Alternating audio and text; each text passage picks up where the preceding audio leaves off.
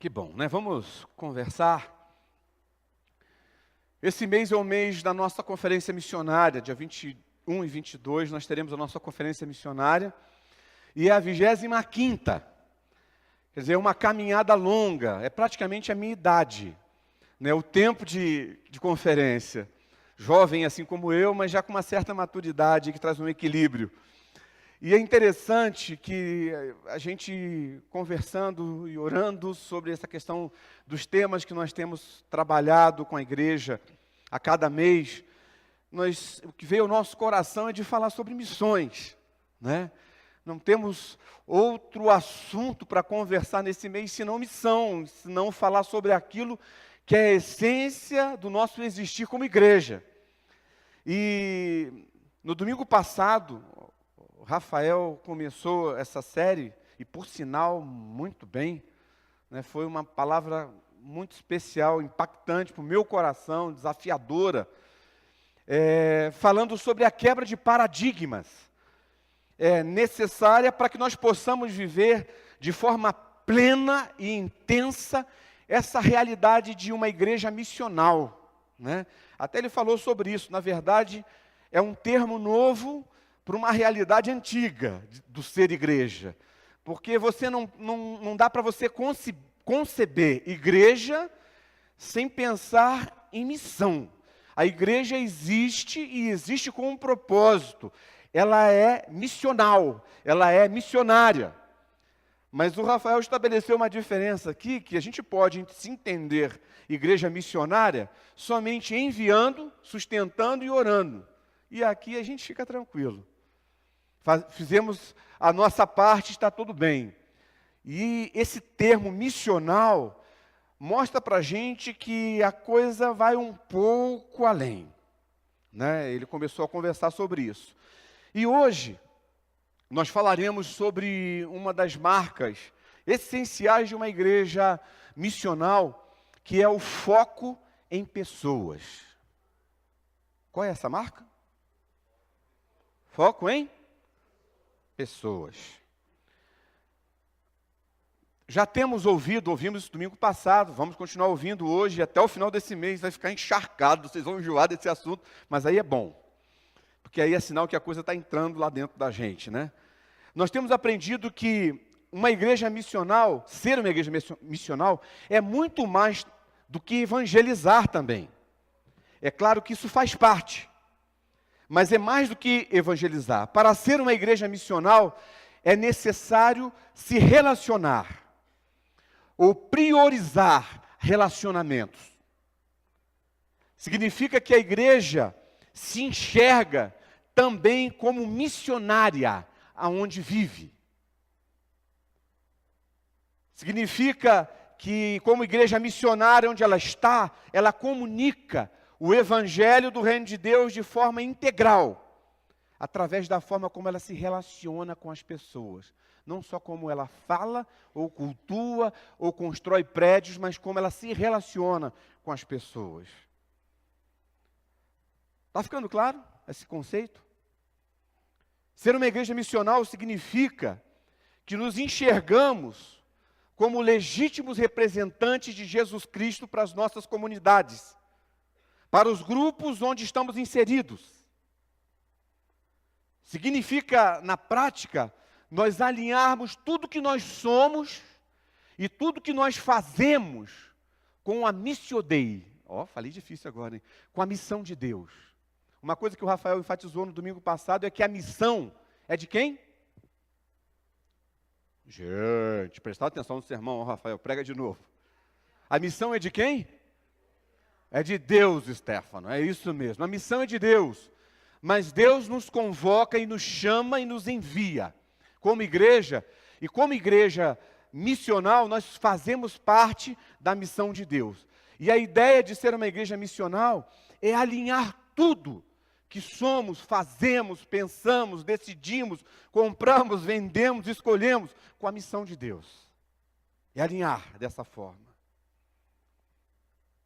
Uma igreja missional é aquela igreja que lê a Bíblia, não como a caixinha de promessas. Lembra da caixinha de promessas?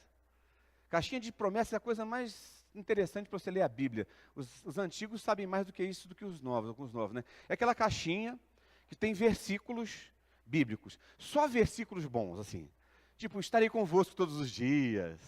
Esforça-te, tem bom ânimo, o Senhor é contigo. Sabia? O Senhor é meu pastor, nada me faltará.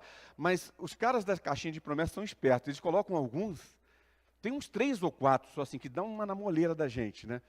Aí, infeliz é aquele que sorteava um versículo desse. Às vezes nós lemos a Bíblia dessa forma também. Somente pensando no que massagem no meu ego a palavra de Deus vai fazer nessa manhã. Que coisa gostosinha de ouvir, Deus vai falar para mim através da sua palavra.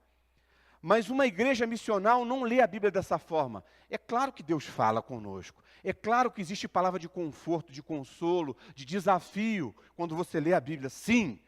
Mas uma igreja missional, ela lê a Bíblia como um documento missionário. Porque a Bíblia nos diz que o Pai envia o Filho, não diz isso? A Bíblia diz que o Pai e o Filho enviam o Espírito Santo, e a Bíblia diz que o Pai, o Filho e o Espírito Santo enviam a igreja ao mundo. Não diz isso? Então a Bíblia é um compêndio de missões. Quando ela fala do ser igreja, ela fala, é um compêndio missionário, mostra para a gente a nossa razão de ser. E como temos dito já, no mês de julho, a gente trabalhou o tema igreja, a gente acabou falando um pouco sobre isso, que a essência da igreja é missionária. O fato é que uma igreja que não é missional, não é realmente uma igreja. Emil Brunner, ele diz assim, que a igreja existe para a missão, como o fogo existe para queimar. Simples assim, não é? Simples assim. Se a igreja não se vê como uma comunidade de crentes enviados para o mundo, então ela não é mais, por definição, igreja de Jesus. Não é.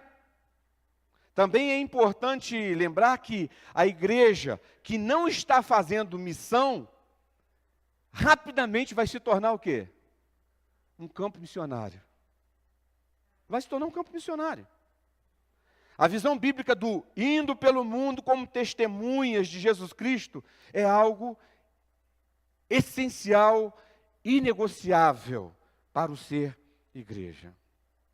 Agora, uma coisa interessante nessa cadeia de envios, né? O Pai e o Filho, o Pai envia o Filho, Pai e Filho envia o Espírito Santo, Pai, Filho e Espírito Santo envia a igreja.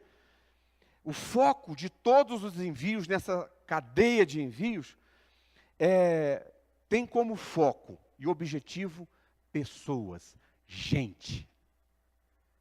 Gente, Jesus não foi enviado ao mundo para construir templos. Jesus não foi enviado ao mundo para instituir ministérios. Jesus foi enviado para alcançar pessoas. Essa obra de redenção realizada por Deus Pai, Deus Filho, Deus Espírito Santo, não visa, em momento algum, a restauração, nem mesmo de anjos caídos. Vamos salvar os anjos que caíram. Não, não é isso. Ou de qualquer outro ser. Ela não visa a implantação, nem restauração de sistemas religiosos que façam bem para as pessoas. Não tem nada a ver com isso. O objetivo, o foco são pessoas. A salvação e a restauração plena de pessoas. Esse é o objetivo. Esse é o foco. E por isso nós podemos afirmar que o envio da igreja segue o mesmo padrão do envio do Filho e do Espírito Santo. Deus ama as pessoas e enviou o Filho, enviou o Espírito Santo, enviou a igreja para que pessoas sejam salvas. É por isso que a chave, irmãos, para o cumprimento da nossa missão é relacionamento. Relacionamento. Relacionamento. E não só aqui no nosso gueto, principalmente fora dele. Principalmente fora dele. O meu relacionamento com Cristo permite que Ele seja formado em mim, não é assim? Quanto mais eu caminho com o Senhor, eu sou moldado segundo a palavra de Deus, de glória em glória, segundo a sua imagem. Então a sua imagem é formada em mim, o seu caráter é formado em mim, eu começo a adquirir, absorver a sua prática. E a pessoa em quem Cristo está sendo formado, ao se relacionar com outras pessoas, comunica a mesma imagem, o mesmo caráter, a mesma prática e contribui para que Cristo também seja formado no outro. Essa é a ideia de ser uma igreja missional. É por isso que você existe como igreja, que eu existo como igreja. Não é para convidar a gente para vir para o culto. Não que a gente não possa fazer isso. Não é para convidar a gente para ir para o nosso unir. Não que a gente não possa fazer isso. Mas é mais que isso. Você percebe? O meio das pessoas virem a Cristo hoje é através da igreja enviada. Não da placa, não da instituição, não do prédio, através da igreja, pessoas enviadas. Porque quando essa igreja encarna esse Cristo, vivendo como Ele, reproduzindo o seu modelo, a sua vida e o seu caráter, isso vai dizer para as pessoas que existe uma possibilidade diferente de vida da qual eles estão acostumados a viver. Essa é a nossa missão, irmãos. Essa é a nossa missão. Nossa missão não é manter auditórios cheios. Não é. Isso pode ser consequência. Isso é completamente relativo. Não é acumular patrimônio. Nossa missão não é acumular patrimônio. A nossa missão não é manter estruturas religiosas, estruturas de poder engessadas, com rituais mecânicos, só porque nos agradam. Não, eu gosto disso, então, sempre foi feito assim, então vamos manter assim. Não é, nossa missão não é ser guardiões de rituais, nem de estruturas. Não é receber títulos ou conquistar títulos. Ah, consegui chegar lá. Fui eleito diácono da igreja. Yes! Meu próximo passo é ser presbítero. Não entendeu nada. Nossa missão não é essa. Não é. É simplesmente viver Cristo, tornar-se cada vez mais parecido com Cristo e relacionar-se com pessoas sem Cristo. Quer passar a régua do ser igreja? Essas pessoas precisam de boteco, pelo amor de Deus. Mas quer limitar na simplicidade essa ideia do ser igreja? É isso. Já que a igreja é de Cristo, a gente precisa se reportar ao modelo dele, né? E qual era o modelo de Jesus? Usando a metáfora do corpo ensinada pelo apóstolo Paulo, Jesus é a cabeça da igreja. Não é assim que nós aprendemos? Usando a proposta do próprio Senhor Jesus, ele diz, ele se apresenta como mestre e nós como seus discípulos. Não é assim que funciona? Ou seja, é natural que reproduzamos o seu modelo. E o modelo de Jesus era totalmente relacional. Totalmente. Ele chamou discípulos das situações mais inusitadas, escolheu aqueles que nós não escolheríamos, com a nossa santidade, com os nossos critérios, com os nossos argumentos, a gente não escolheria. Talvez um ou dois daqueles a gente talvez arriscasse, assim, mas ele escolheu quem, normalmente, cobrador de imposto. Espera aí, que negócio é esse? O cara é inimigo do povo, o cara é, né? Ele chamou o cara. Ele chamou essas pessoas e passou a conviver com eles. Viveu com eles. E através do relacionamento fez deles o ponto de partida dessa comunidade de cristãos, de seguidores de Jesus Cristo que está no mundo todo hoje, continua crescendo e caminhando.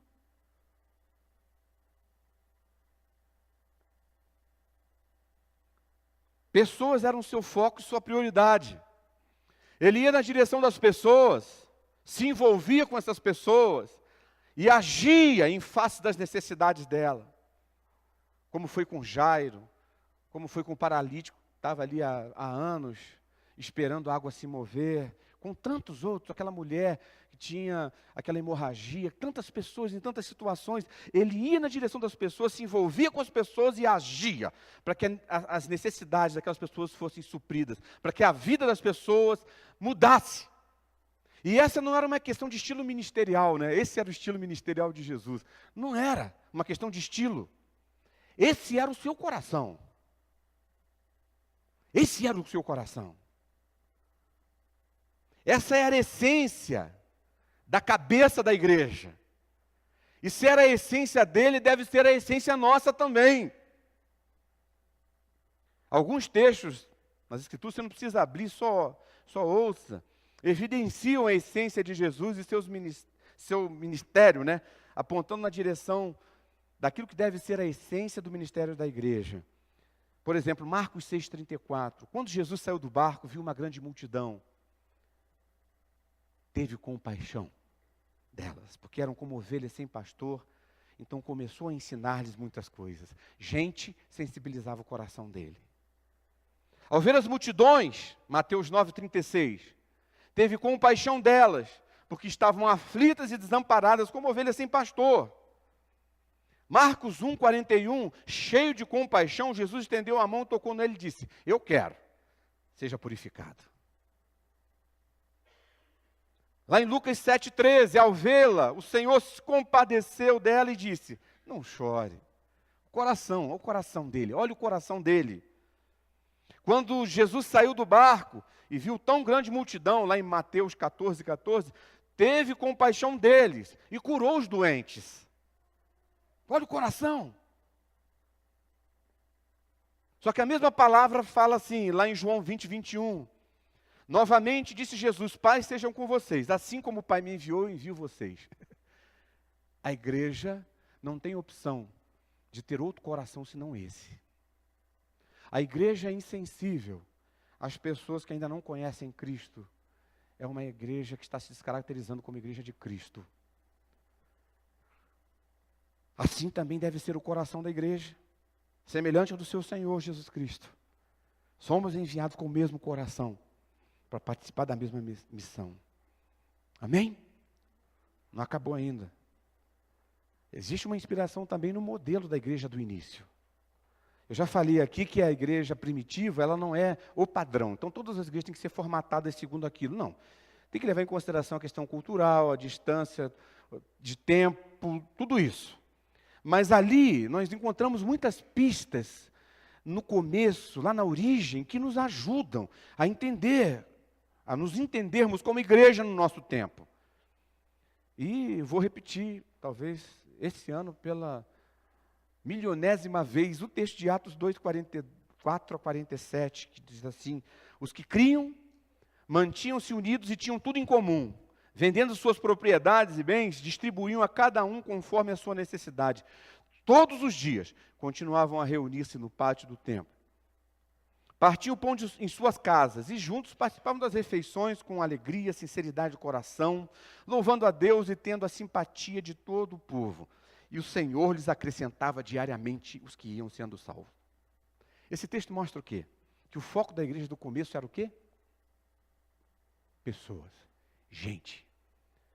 Isso acontecia no relacionamento entre eles, isso acontecia com os de fora, tanto que a igreja agradava as pessoas de fora. As pessoas eram simpáticas da forma como a forma como a igreja vivia. A preocupação e a mobilização havia naquela igreja para que todos estivessem cuidados, supridos. Essa era a forma como eles se expressavam, o ser igreja, e isso atraía as pessoas. Porque o evangelho que eles pregavam era pregado de uma forma integral, como deve ser. Falava de salvação? Falava. O evangelho pregado lá em Atos? Falava. Falava de arrependimento em relação aos pecados, de perdão de pecados? Falava disso? Sim. mas transformava a realidade da vida daquele ouvinte, seja através da cura, do alimento, da reintegração social, da inclusão, da provisão, do vestuário, da moradia. A transformação não era assim, olha, você está ferrado aqui na vida, mas pelo menos se contente que a tua alma vai para o céu. Né? E fica por aí. A evangelização irresponsável, ela caminha nessa direção. É claro que a prioridade é a salvação da alma, do que vale o homem ganhar o mundo inteiro e perder a sua alma. Mas é pecado eu ter e o outro não. É pecado limitar o evangelho que transforma. Porque se o evangelho chegou em alguém que não tem, que não está suprido, através de alguém que está suprido, eu não preciso falar mais nada. Mas o que aconteceu na caminhada da igreja? Houve uma certa deturpação do foco. A gente lida com isso hoje. Aqui na igreja a gente até tem algumas coisas que a gente já superou, graças a Deus, mas ainda existe na vida da igreja como um todo algumas consequências. Segundo alguns historiadores, a conversão de Constantino ao cristianismo foi uma bênção por um lado e uma maldição por outra. Né? Foi uma bênção por um lado porque os cristãos pararam de ser perseguidos. Aquela matança de cristãos cessou. Então isso foi especial. A vida de muitos irmãos foi preservada. Mas a maldição foi que aquela fusão igreja-estado que acabou acontecendo trouxe vários complicadores que contribuíram para deturpar o foco inicial proposto por Jesus Cristo. Por exemplo, surgiram as catedrais. Né? Ele começou, a igreja se reunia em qualquer lugar, nas casas em qualquer lugar. Até pegava emprestado, às vezes, o pátio do templo da religião dos judeus, se reunia lá. Mas era qualquer lugar, porque ela não era refém disso. O ser igreja não dependia dessas coisas.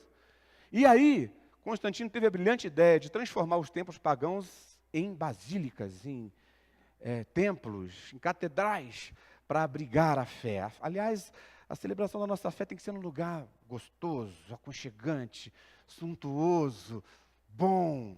E aí a igreja começa a se corromper. O foco passou a ser o templo, a estrutura física.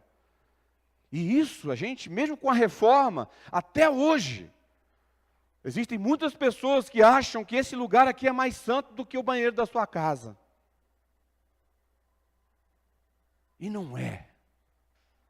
Que essa parte de cima é mais santa do que aí onde você está sentado. Mas não é. Não é. Não é. Definitivamente não é. O foco deixou de ser pessoas e para se tornar templos e seus rituais. E isso nos atrapalha até hoje. O surgimento do clero também. O clero começou a surgir a partir do 3º século, mais ou menos. Porque na organização da igreja existiam os apóstolos, que foram aqueles que conviveram com Jesus Cristo, e só eles, qualquer um outro é anátema. E na sequência, foram nomeados os diáconos, lembra disso? Que para servir, naquele contexto de Atos ainda, depois começou-se a prática de nomear presbíteros, anciãos, pessoas que lideravam a igreja, e aí foi formando uma estrutura de liderança, de organização. Mas com o passar dos anos, onde tem ser humano, existe sede de poder, onde o ser humano tem pecado, e aí começou-se essa coisa de querer assumir funções e um achar que era melhor do que o outro. E quando Constantino, vamos pôr na conta de Constantino, quando ele chegou, ele passou a valorizar mais isso. Porque as conversões, tanto as conversões como as nomeações das funções eclesiásticas, tinham motivação política. Né? Tinha gente que se convertia só por causa da política. E vivia de forma dissoluta, não estava nem aí. Princípio, Bíblia, para que isso? Isso não ficou por muito tempo. Hoje a gente ainda vive realidade como essa. Então, todos esses eventos foram evoluindo negativamente, chegando ao que nós temos hoje. Para alguns grupos, o foco são os templos. Para outros, são os rituais.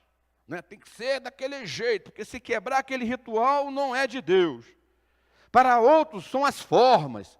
Sempre foi feito assim, não podemos mudar, cuidado. Para outros o foco se tornou títulos, cargos, uma certa hierarquia, coisas que ferem profundamente o ensino da palavra de Deus.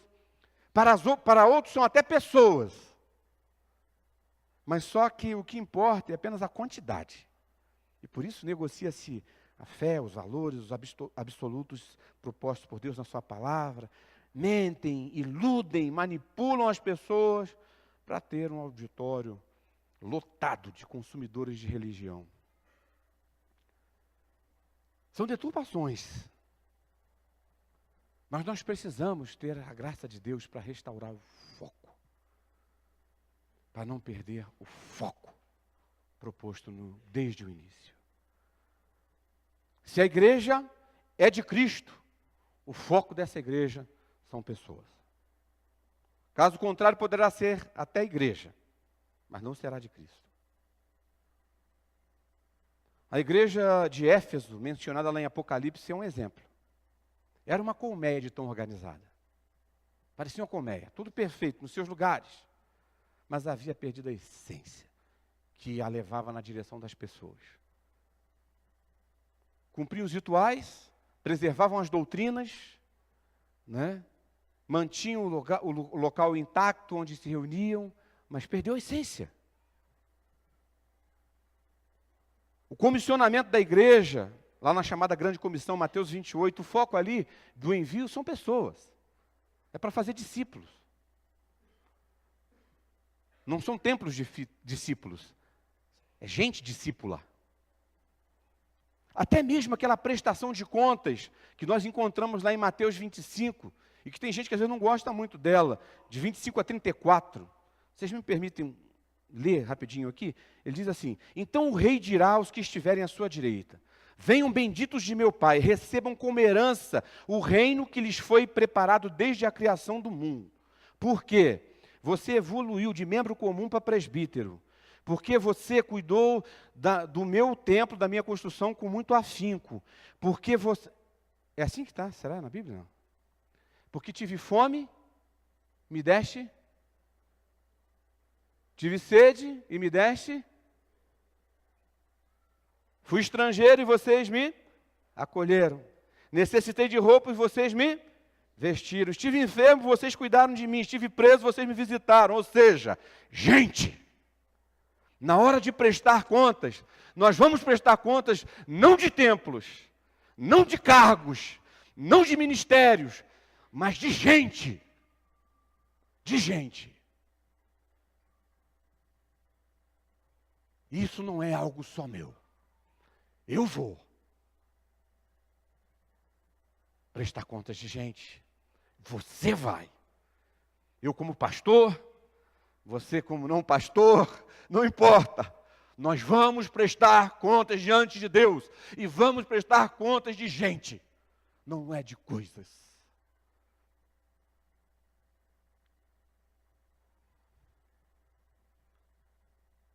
Conclusão. Bom, né? Está na hora já. Nós devemos ser gratos a Deus pela nossa salvação. Não devemos? Você foi salvo? Quem aqui tem certeza da sua salvação? Isso, pega a mão bem alto assim. Vamos fazer de conta que a gente está numa Assembleia de Deus. Rose, gostou dessa, hein, Rose? Quem aqui tem certeza da salvação? Ô Marcos, você gostou dessa, mas você não fez nada em cima, cara. Não é? Tua raiz, meu filho. Vamos lá? Quem tem certeza da sua salvação? Amém. Que bom que nós temos certeza da nossa salvação. E você pode ter certeza da sua salvação, porque a palavra de Deus diz que você pode ter essa certeza. Ninguém pode roubar isso de você. Então nós devemos ser gratos a Deus pela nossa salvação. E devemos demonstrar essa gratidão, e podemos demonstrar essa gratidão nos nossos cultos que prestamos a Deus, como estamos fazendo aqui. Devemos fazer isso. É bom estarmos aqui e fazermos o que estamos fazendo. No serviço que nós prestamos no corpo, exercendo as funções que nós exercemos. Que bom! ser grato a Deus, demonstrando dessa forma, numa vida devocional exemplar, mas tudo isso não é cumprir a missão, pois falta o elemento essencial aí. É um coração cheio de amor, de compaixão, focado em pessoas.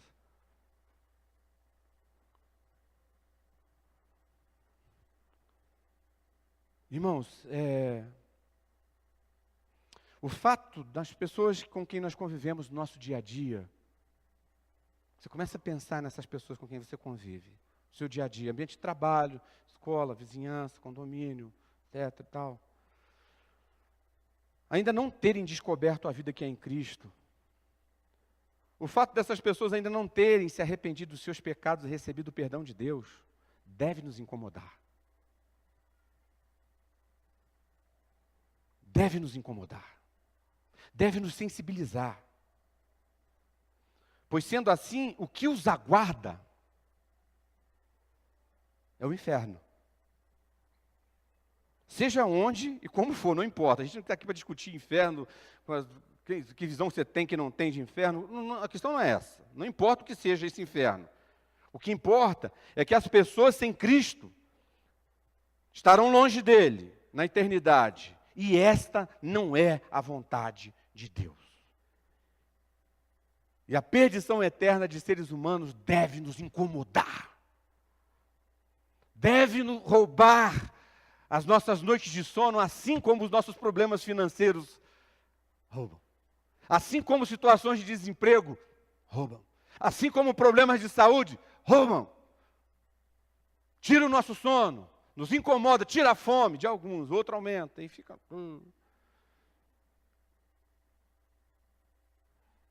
Deve nos incomodar. Não podemos pensar nossa vida sem estarmos em missão.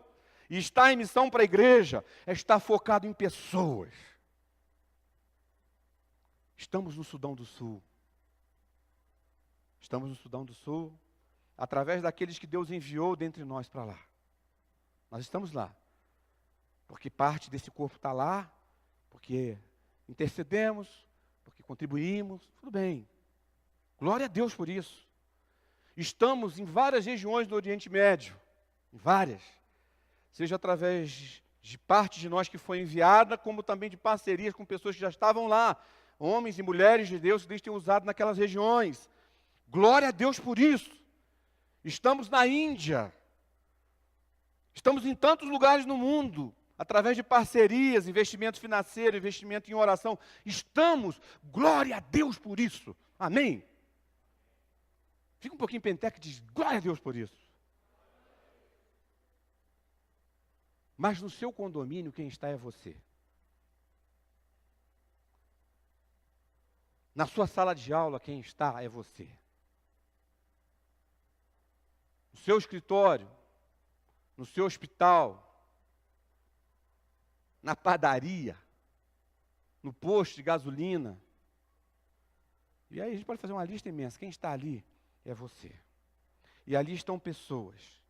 Foco da missão de Deus, para a qual você foi chamado e foi enviado. Vamos orar.